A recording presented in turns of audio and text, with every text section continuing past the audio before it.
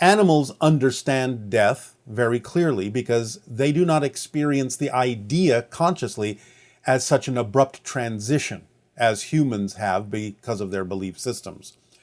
For animals, the idea of what you call physical life and what you call non-physical death is a much smoother transition for most than what many humans believe to be the case. They don't see such a large separation because many of them have the senses to peer into non-physical reality and consider it part of their daily experience as reality. So the shift for them is not seemingly as abrupt as it may be for many humans who hold on to the belief system when they die that non-physical reality is so much different. Physical reality and non-physical reality are very close in vibration because physical reality isn't real. It's just a projection of consciousness. It's just, in a sense, a dream that the non-physical you is having in spirit. Therefore, again, similar to the idea that sleeping physically and waking up physically aren't that much different with regard to what's happening in physical reality. One moment you're lying down and you're focused in a different way, and the next moment you're sitting up and focused in a different way. The transition between physical life and death is only that thin, just like lying down and then sitting up. For animals, it is that smooth. For trees, it is even smoother. For minerals, it is smoother still.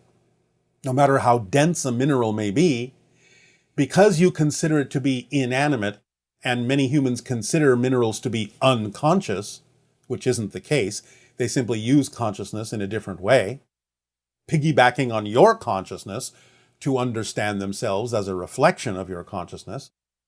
For them, even though they seem to be dense physically, they're actually quite close to non-physical reality because they're not interjecting themselves consciously in the same way you are with the idea of the kind of dense thematic experience that humans choose to experience physical reality to be. They are simply there, in a sense, as what you might call background reflections. Things that carry meaning, things that carry information, but because they are pure information, they are not so separated from the idea of non-physical reality, which is all about patterns of information from one point of view. Does that answer your question? Yes. And I have a follow-up question to that. Since it's kind of an easy transition for animals, easier than for humans. Last week, we talked about euthanasia and how, there's sometimes guilt about having to euthanize one of your pets. If it's an easy transition, wouldn't the pets just lay down and die when they were ready? If it didn't necessarily mean anything for the human to experience that transition, most of them simply would. But again, remember, they are part of your family, and there may be purpose in the human experiencing the transition in the way that it typically happens. It's not just about the animal's transition. It's about what the human also experiences that helps them in their journey by going through that experience with the animal. Okay. So there is a purpose that they experience together when they... Everything is an orchestration. There are no accidents. Everything is an orchestration. All you have to do is look deep for the meanings and what you're getting out of it and why you're experiencing it the way that you are experiencing it along with the animal.